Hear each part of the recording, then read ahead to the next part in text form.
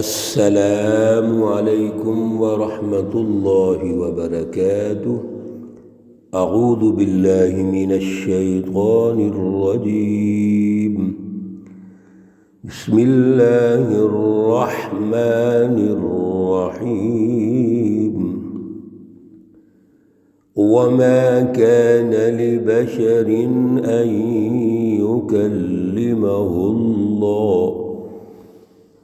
أن يكلمه الله إلا وحيا أو من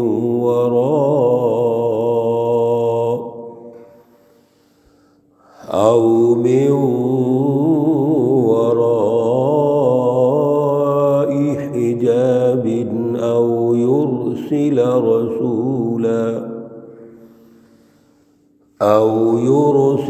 رسولا فيوحي بإذنه ما يشاء إنه علي حكيم۔ صدق اللہ العلی العظیم۔ اللہم صلی علی سیدنا ومولانا محمد النبی الأمی وعلى آلہ واصحابہ وبارک وسلم وصل علیہ۔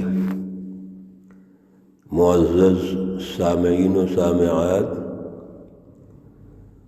پارہ نمبر 25 سورۃ الشورى،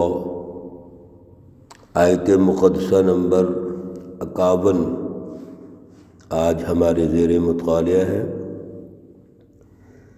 اللہ رب العزت اس آیت مقدسہ کا شعور اور فہم عطا فرمائیں اور عمل کی توفیق اور صلاحیت عطا فرمائیں۔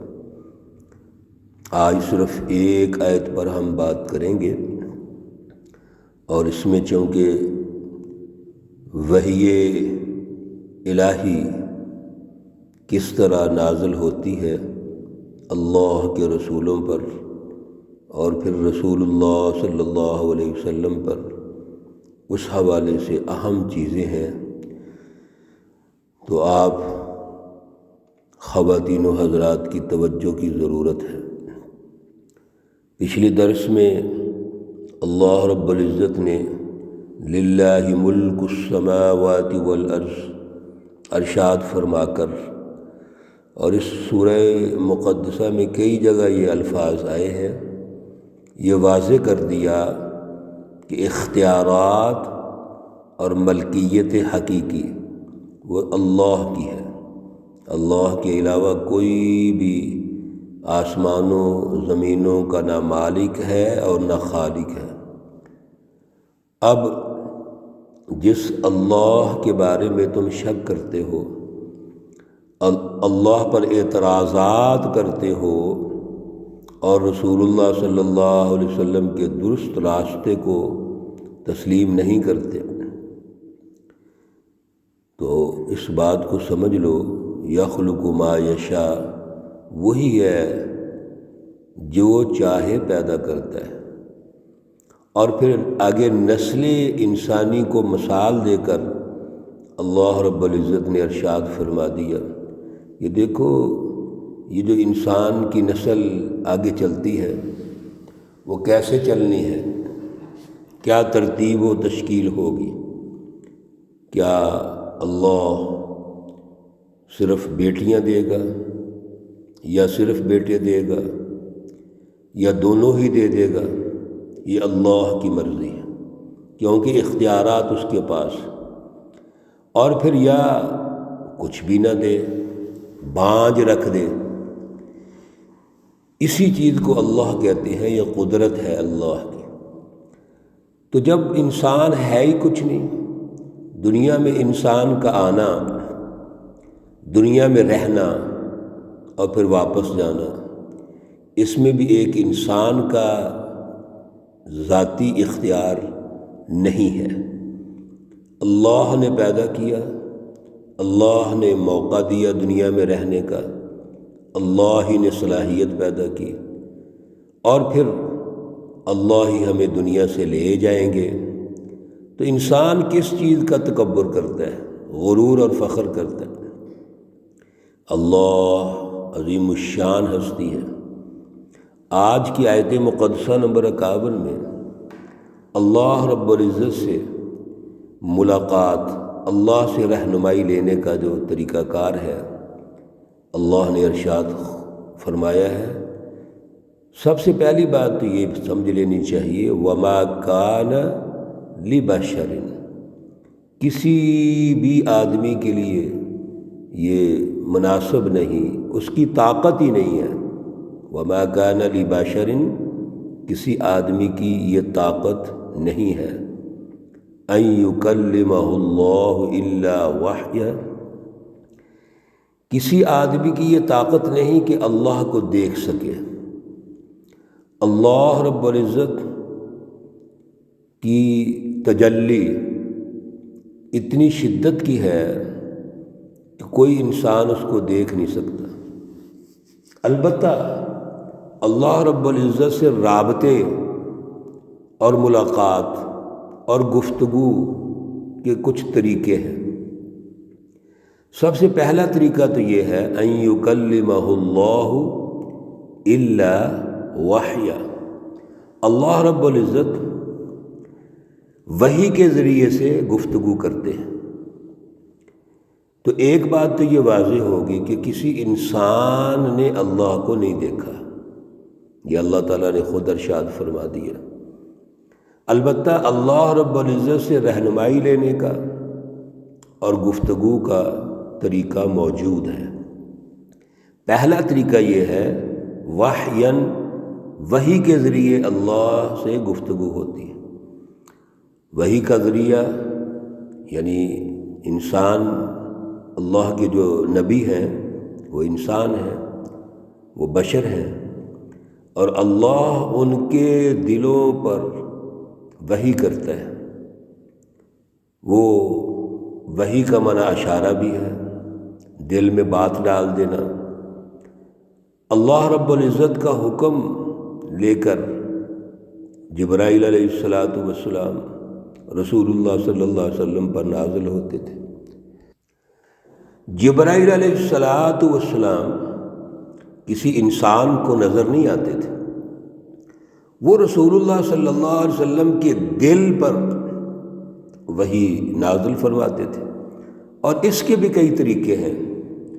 ام المومنین حضرت عائشہ رضی اللہ تعالی عنہا فرماتی ہیں کہ جبرائیل جب وحی لے کے آتے تو فی مثل سلسلۃ الجرس، بخاری شریف کی روایت ہے کہ وہ ایسے ہے جیسے ایک گھنٹیاں بجنے کی آواز ہوتی ہے۔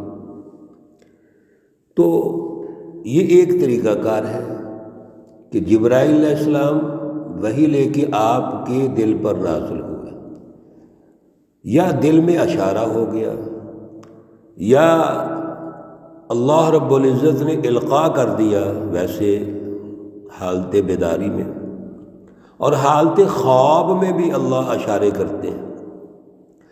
انبیاء علیہم السلام کا جو خواب ہے وہ بھی وحی ہوتا ہے۔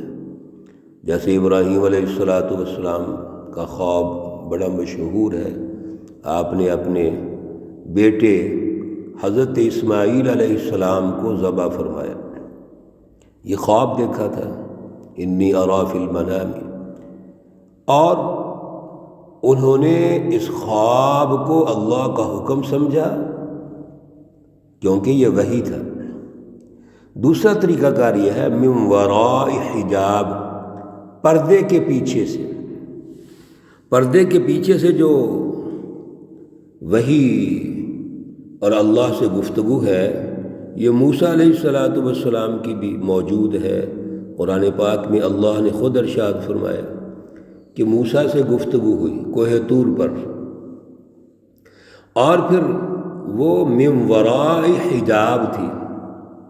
اسی طرح رسول اللہ صلی اللہ علیہ وسلم معراج شریف کے موقع پر اللہ کے پاس گئے ہیں، اور وہ بھی من وراء حجاب ہے، کئی پردوں کے پیچھے وہاں پر اللہ سے ملاقات ہوئی ہے۔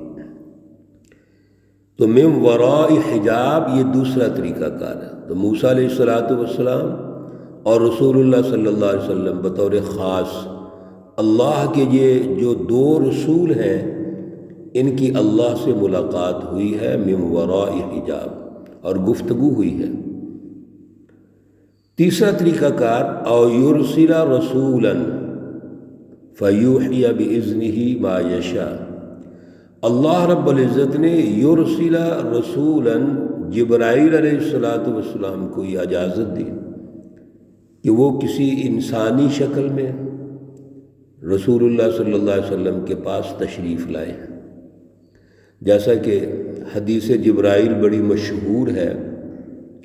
حضرت جبرائیل علیہ السلام تشریف لائے انسانی شکل میں، اور پھر رسول اللہ صلی اللہ علیہ وسلم کے سامنے دو زانو ہو کے بیٹھ گئے، اور پھر آپ سے سوال کیا کہ مل ایمان، ایمان کیا ہے؟ پھر سوال کیا مل اسلام، اسلام کیا ہے؟ پھر سوال کیا مل احسان، احسان کیا ہے؟ اور پھر ایک چوتھا سوال کیا متی الساعہ، قیامت کب آئے گی؟ تو رسول اللہ صلی اللہ علیہ وسلم جواب دیتے رہے، لیکن جب قیامت کا لفظ بولا، سوال کیا گیا، تو آپ نے فرمایا کہ یہ تو مجھے نہیں پتا، مجھے اور جو سوال کرنے والا سائل ہے اور جس سے پوچھا جا رہا ہے یہ دونوں برابر ہیں اس سلسلے میں۔ کچھ قیامت کی نشانیاں حضور نے فرمایا وہ مجھے پتہ ہے، میں آپ کو بتا دیتا ہوں، اور قیامت کا علم اللہ کے پاس ہے۔ ان اللہ عندہ علم الساعہ، قیامت کا علم کسی اور کے پاس نہیں، وہ صرف اللہ کے پاس ہے۔ تو جس وقت جبرائیل علیہ السلام چلے گئے اٹھ کر، تو آپ صلی اللہ علیہ وسلم نے فرمایا کہ یہ جبرائیل تھے تو انسانی شکل میں، لیکن یہ آپ کو آپ کا دین سکھانے آئے تھے، یہ بھی وحی کا ایک طریقہ کار ہے۔ حضرت دحیہ کلبی رضی اللہ تعالیٰ عنہ مشہور صحابی ہیں، بڑے خوبصورت تھے، اکثر جبرائیل علیہ السلام ان کی شکل میں آئے، اور بھی شکلوں میں آئے ہیں، اپنی اصلی حالت میں بھی جبرائیل علیہ السلام ایک دفعہ تشریف لائے ہیں۔ جب رسول اللہ صلی اللہ علیہ وسلم پر پہلی وحی غار حراء میں نازل ہوتی ہے تو آپ اصلی شکل میں، اصلی حالت میں تشریف لائے۔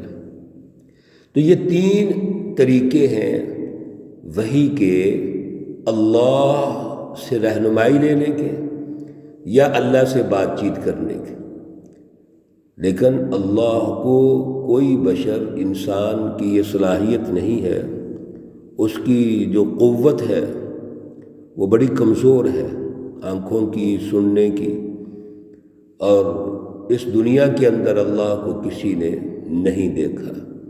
یہ تین ذرائع وحی کے اور ملاقات کے عرض کیے گئے ہیں۔ اللہ رب العزت ہمیں اعلیٰ شعور اور اعلیٰ نظریہ عطا فرمائے۔ اللہ رب العزت تمام بیماروں کو شفائے کاملہ عاجلہ مستمرہ عطا فرمائے۔ اللہ رب العزت تمام مرحومین و مرحومات کو جنت الفردوس میں اعلیٰ مقام عطا فرمائے۔ اللہ رب العزت تمام عزیزوں، بھائیوں، بہنوں، دوست، احباب اور تمام سامعین و سامعات کی پریشانیاں دور فرمائے۔ انفرادی، ذاتی، خاندانی، اجتماعی جتنی پریشانیاں ہیں اللہ تعالی ہماری حفاظت فرمائے۔ ربنا تقبل منا انك انت السميع العليم وتب علينا انك انت التواب الرحيم، وصلى الله تعالى على النبي الأمي محمد وعلى آله وأصحابه أجمعين برحمتك يا أرحم الراحمين۔ السلام عليكم ورحمة الله وبركاته۔